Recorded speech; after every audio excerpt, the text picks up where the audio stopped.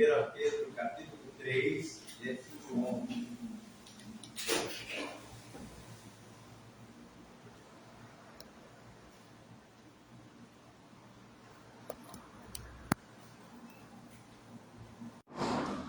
Vamos ler 1 Pedro, capítulo 3, verso 11.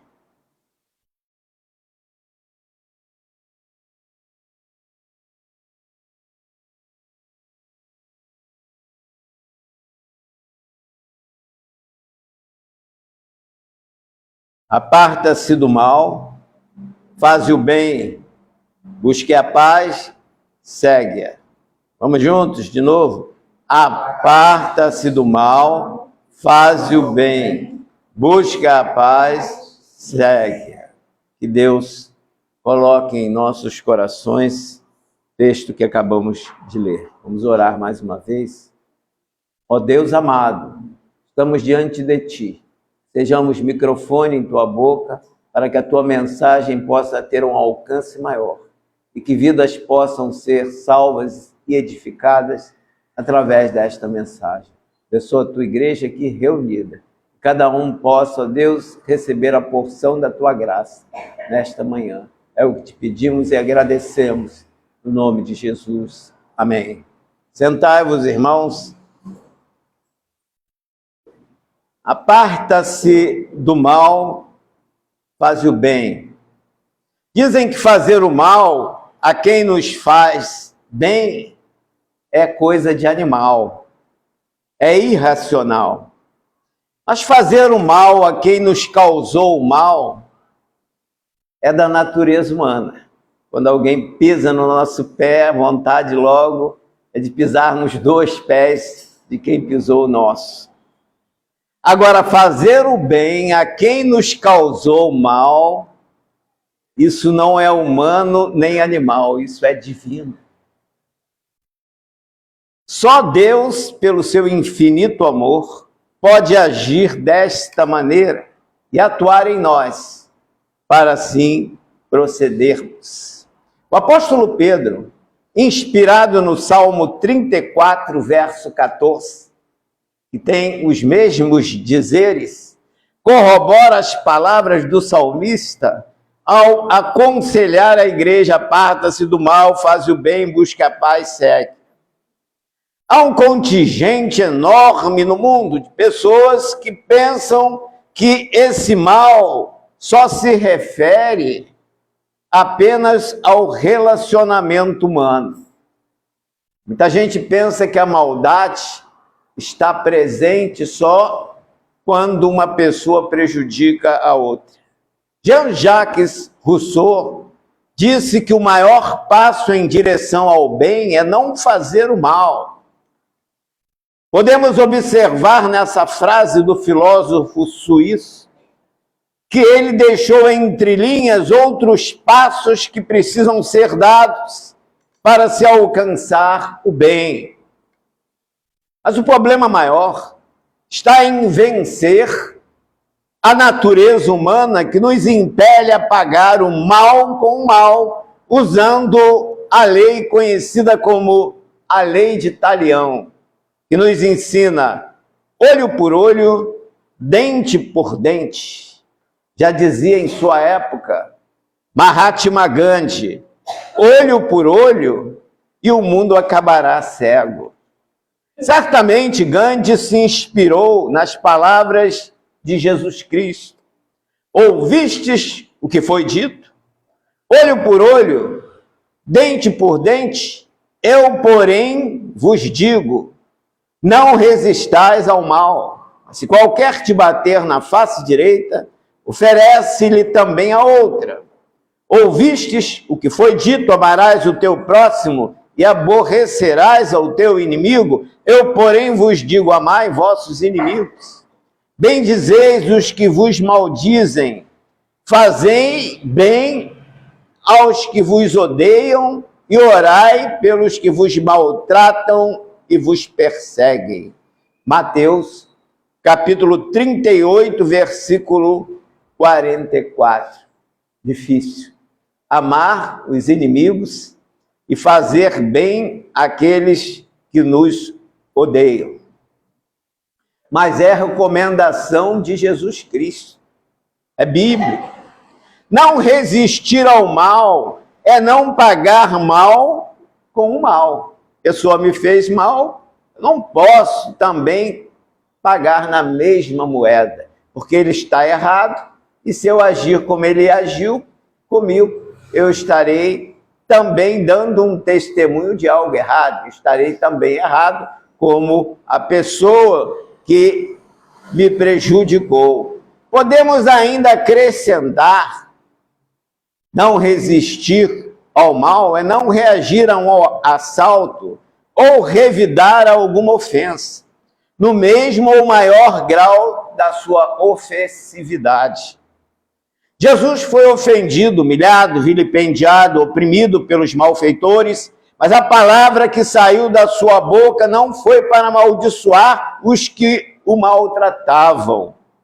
Eis aí como ele reagiu: Pai, perdoa-lhes, eles não sabem o que fazem. Evangelho de Lucas, capítulo 23, versículo 34.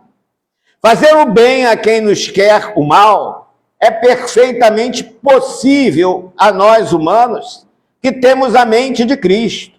Não fosse assim, Jesus não exigiria de nós tal conduta. A Bíblia diz, em Provérbios, capítulo 17, versículo 13, aquele que torna mal por bem, não se apartará o mal da sua casa. Isso quer dizer o seguinte: se eu fizer bem a uma pessoa e ela retribuir com maldade, o mal não se apartará da sua casa. Embora a maioria esmagadora das pessoas no mundo pense que só se pode fazer o mal a criaturas, a Bíblia é clara em nos informar que o mais hediondo mal presente no universo é o mal contra Deus, a que chamamos pecado. Pecado é desrespeito, desobediência, desonra, ofensa a Deus. Quem vive pecando e se alegra com o pecado, se alimentando dele dia após dia, está condenado a ir para o inferno. A Bíblia diz em Romanos capítulo 6, versículo 23, o salário do pecado é morte. Paulo apresenta o pecado como senhor de muitos que lhe obedecem. Não sabeis vós que a quem vos apresentardes por servos para lhe obedecer, sois servos daquele a quem obedeceis? Ou do pecado para a morte, ou da obediência para a justiça? Romanos capítulo 6, versículo 16. A Bíblia diz que todos os homens são pecadores. Romanos capítulo 3, versículo 23. Isso quer dizer que todos nós já nascemos pecadores. E a condenação do pecador é a morte. Portanto, todos nós estamos condenados à morte. Mas a Bíblia diz que Deus não sente prazer na morte dos que morrem. Ezequiel, capítulo 18, versículo 32. O apóstolo Paulo, escrevendo a Timóteo, enfatiza que Deus quer que todos os homens se salvem. 1 Timóteo, capítulo 2, versículo 4. Acontece que o homem que é pecador precisa também querer se salvar. Deus quer que os homens se salvem, mas cada um de nós temos também que ter a vontade de sermos salvos. E só quer se salvar quem estiver disposto a apartar-se do mal, isto é, do pecado, fazer o bem, ou seja, obedecer ao que Jesus manda fazer. Mas o que Jesus manda fazer? Preciso saber. Primeiro, Jesus diz: examinai as Escrituras. Evangelho de João, capítulo 5, versículo 39. Eu preciso ler a Bíblia, eu preciso estudar a Bíblia, examinar o que a Bíblia tem de bom para me informar. Aliás, só tem coisa boa para a minha edificação. Se eu não conseguir examinar as Escrituras, eu estou desobedecendo um mandado de Jesus, uma ordem, examinar as Escrituras, está no imperativo. Segundo, Jesus manda aplicar em nossa vida aquilo que nós lemos. Evangelho de Mateus, capítulo 7, versículo 24. Todo aquele, pois, que escuta estas minhas palavras e as pratica, assemelhá-lo-ei ao homem prudente que edificou a sua casa sobre a rocha. Essa rocha é Cristo.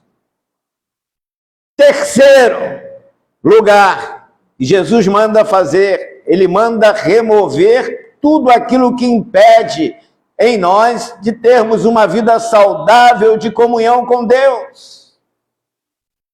Certamente alguém já leu aquela parábola do jovem de qualidade. No caso do jovem rico, ele mandou se desvencilhar das riquezas que tomava todo o seu tempo e o impedia de servir a Deus, porque administrar seus bens terrenos era a sua prioridade. Como só ia acontecer com muitos, priorizam os interesses pessoais, materiais, se sobrar tempo aí então é de Deus.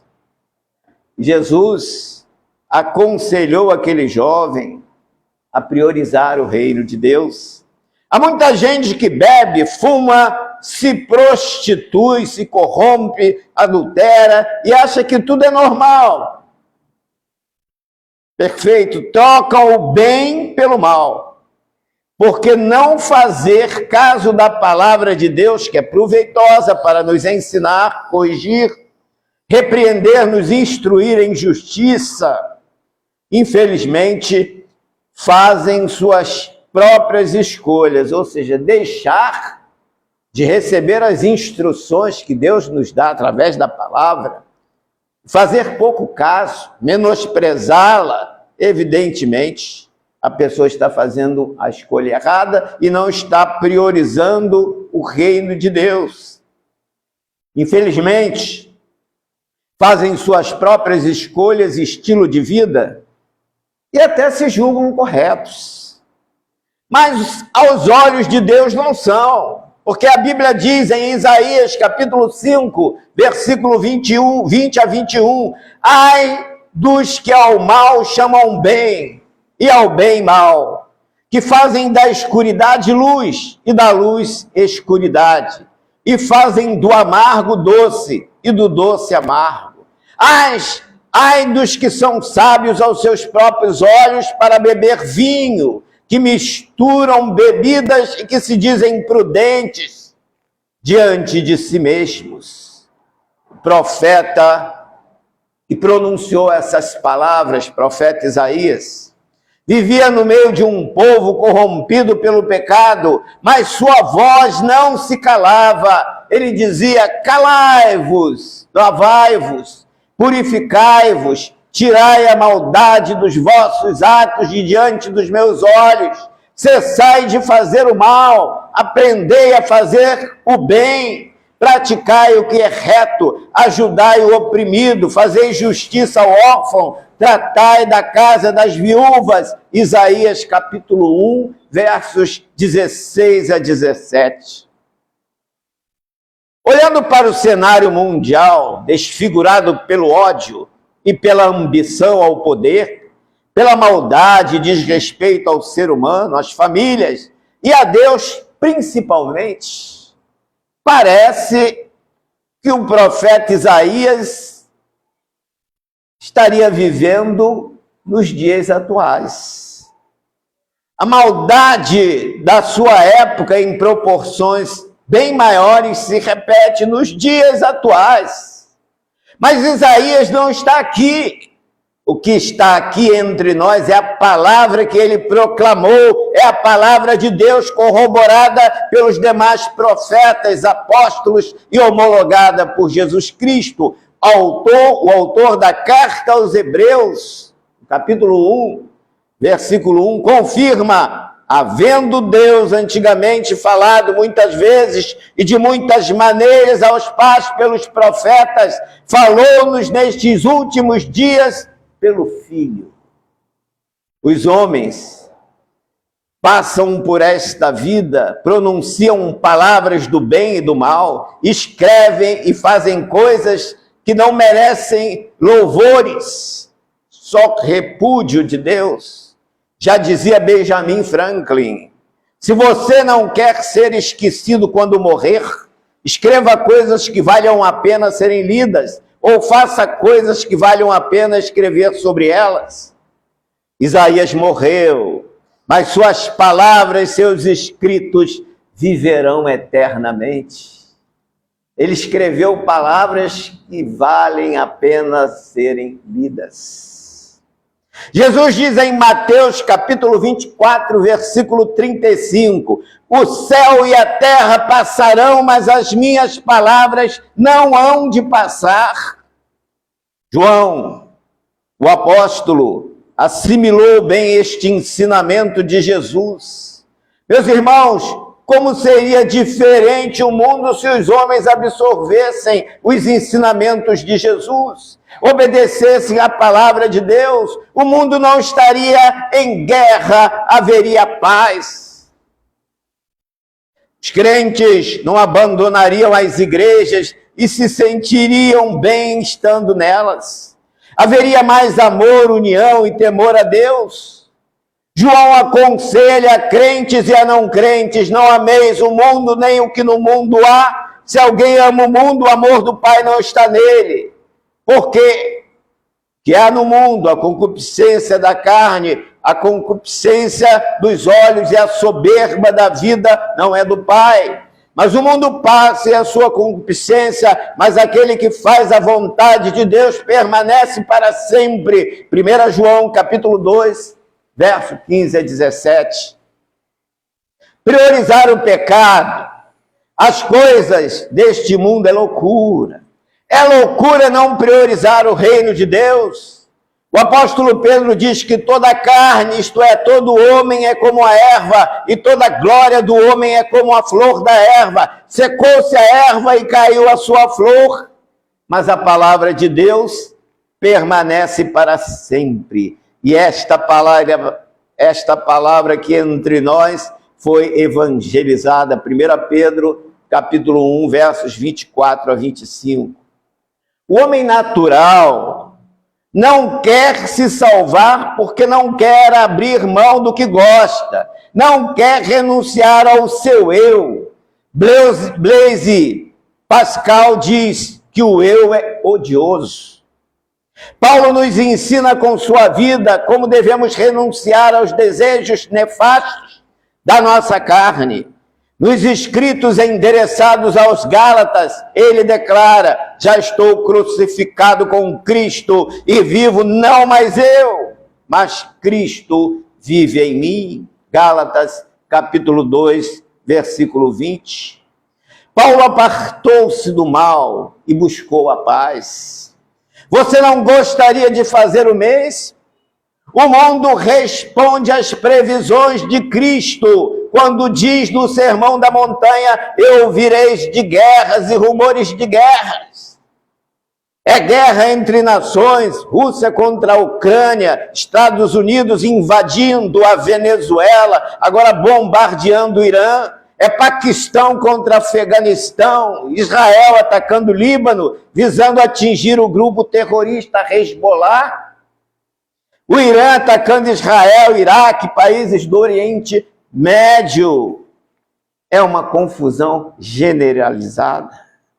Mas além da guerra entre nações, há guerras internas, pais guerreando contra filhos, genros contra noras, irmãos contra irmãos, guerra na família, guerra na sociedade entre milicianos, traficantes e policiais, guerra entre políticos e magistrados, guerra entre empresários e trabalhadores, guerra entre governantes e governados.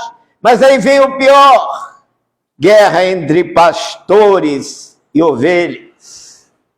Ai, irmãos, guerra entre ovelhas e ovelhas. Mas Jesus diz deixo-vos a paz, a minha paz vos dou. Não vou-la dou como o mundo a dá, não se turbe o vosso coração, nem se atemorize. Evangelho de João, capítulo 14, versículo 27. Paulo ensina aos filipenses que a paz de Jesus Cristo, que excede todo o entendimento, guardará os nossos corações e os nossos sentimentos, independente das circunstâncias externas. Filipenses, capítulo 4, versículo 7. Paulo estava preso na cidade onde estava plantada a igreja que recebeu essa carta, e ele manda palavras consoladoras. Era um lugar onde ele se encontrava preso, imundo, fétido, mal cheiroso e ainda preso com amarras nos pés. Mas ele preso injustamente, porque pregou o evangelho e libertou uma jovem da opressão do diabo. Mas ele não questionou a Deus como muitos o fazem. Eu sou uma pessoa tão boa, fiel ao Senhor, e por que eu estou passando por tudo isso? Não é comum nós ouvirmos isso da boca de alguns crentes. Paulo não perguntou-lhe por que estava sofrendo tanto, mesmo sendo-lhe fiel.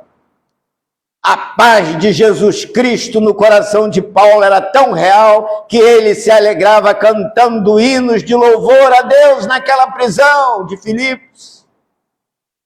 Você seria capaz de fazer isso?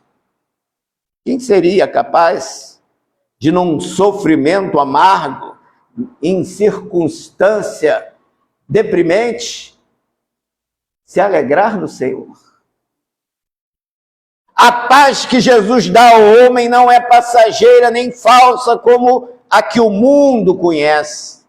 Não é uma paz condicionada a circunstâncias da vida, como ter dinheiro, conta bancária, viajar sempre, ter saúde, ser famoso, ter muitos amigos e uma vida material saudável.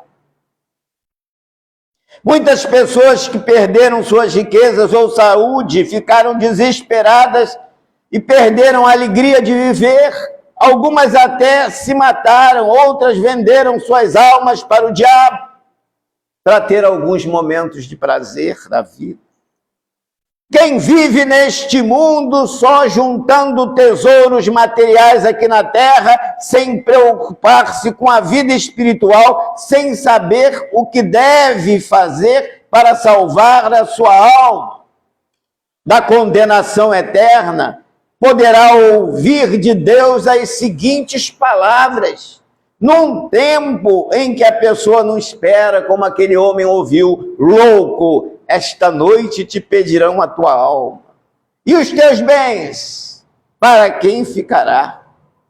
Por não apartar-se do mal, isto é, do pecado, por não fazer o bem, ou seja, fazer o que a palavra de Deus exige que você faça, por não buscar a verdadeira paz em Jesus Cristo e não segui-la, você não levará nenhum bem da terra para o túmulo e irá sofrer eternamente no inferno.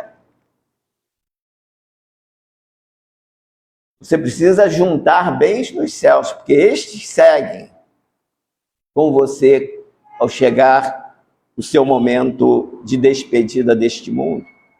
Já falamos de 3 etapas. Primeira, apartar-se do mal. Segundo, fazer o bem. Terceira, buscar a paz.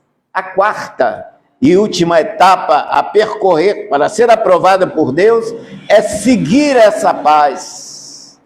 Uma vez adquirida a paz em Jesus Cristo, ela precisa ser mantida, preservada. Paulo, na comunicação com os crentes de Roma, deixou o seguinte recado: sendo, pois, justificados pela fé, temos paz com Deus por nosso Senhor e Salvador Jesus Cristo. Romanos, capítulo 5, versículo 1. A verdadeira paz só é concedida por obra do Espírito Santo. Portanto, para ter a paz verdadeira, tem que se converter, tem que ser convencido do Espírito Santo, da justiça, do pecado e juízo, abandonar o pecado, aí sim terá essa paz. Quem não é convertido não tem essa paz verdadeira. Sabe por quê? Porque a paz de Jesus Cristo é fruto do Espírito Santo. Em Gálatas capítulo 5, versículo 22, está escrito: mas o fruto do Espírito é amor, alegria, paz, longanimidade. Então, se eu não tiver o Espírito Santo em minha vida, eu não vou produzir frutos, porque o fruto é do Espírito. E a paz é fruto desse Espírito que habita em minha vida e habita na vida dos irmãos que aceitam Cristo como seu Senhor e Salvador. Por essa razão, Jesus fez recair a paz sobre os discípulos que sofriam profunda tristeza pela perda do seu mestre amado. Você já perdeu algo de muito valor em sua vida? Perdeu alguém que tanto amava? Uma grande amizade, um emprego, um bem? Jesus venceu a própria morte e voltou e disse aos discípulos que estavam trancafiados numa casa com medo dos judeus, que poderiam matá-los também a qualquer momento, como fizera com o mestre. Mas Jesus chega para eles naquele momento de dor, de tristeza. Só Deus para avaliar a tristeza no coração de quem perde um ente querido. E eles perderam muito mais do que um ente querido. Senhor, mestre. Eles estavam ali reunidos, tristes, e ouve essa palavra: paz seja convosco. E os discípulos se alegraram e disse-lhes outra vez, paz seja convosco. Evangelho de João, capítulo 20, versos 19 a 20. Essa paz de Jesus Cristo para a humanidade foi anunciada pelo exército celestial aos pastores que estavam no campo em Belém, pastoreando suas ovelhas. Nasceu o príncipe da paz, anuncia o anjo, e no mesmo instante aparece a corte celestial cantando glória a Deus nas alturas, paz na terra. Lucas capítulo 2, versículos 8 a 14. Só Jesus pode acabar com a guerra física e espiritual. Só Ele pode promover a paz no mundo, aniquilando por completo o império do mal. Certa vez um rei encomendou a 2 famosos pintores um quadro cuja temática fosse a paz. Além de garantir que iria comprar os 2 quadros, o rei anunciou que daria um extra para o artista que melhor retratasse a paz. No tempo marcado, eles trouxeram suas pinturas. Primeiro, retratavam um lago sereno, espelhando altas e pacíficas montanhas à sua volta, encerrado por um céu azul com nuvens brancas como algodão. Todos que viram este quadro acharam que ele era o perfeito retrato da paz. Um outro quadro também tinham montanhas, mas eram escarpadas e calvas. O céu ameaçador derramava chuva e relâmpagos. Da costa da montanha caía uma cachoeira espumante. Não parecia nada pacífico. Mas o rei, experimentado nas artes, olhou com vagar e viu ao lado da cachoeira um pequeno ninho numa fenda da rocha. Mamãe pássaro e seu filhote repousando calmamente, tranquilamente, em segurança. O rei então escolheu a segunda, ou seja, este quadro. Sabe por quê? Porque paz, explicou o rei, não significa estar num lugar onde não há barulho ou problemas. Paz é um estado de espírito, é a capacidade de estar no meio disso tudo e ainda manter a calma no coração. A Bíblia diz: os que confiam no Senhor são como o Monte Sião, que não se abala, mas permanece para sempre. Por pior que seja o problema, o crente deve continuar confiando no Senhor, mesmo enfrentando sérias dificuldades, como enfrentou o profeta Abacuque, que disse: porquanto, ainda que a figueira não floresça, nem haja fruto na vide, o produto da oliveira minta, e os campos não produzam mantimento, as ovelhas da malhada sejam arrebatadas, e nos currais não haja vacas. Todavia eu me alegrarei no Senhor, exultarei no Deus da minha salvação. Abacuque, capítulo 3, versículo 17. Que exemplo deste de outros bravos servos de Deus, possamos glorificá-lo na adversidade, apartando-nos do mal, buscando, fazendo o bem, buscando sempre a paz e seguindo. Que Deus assim nos abençoe. Amém. Vamos cantar o hino 188 do cantor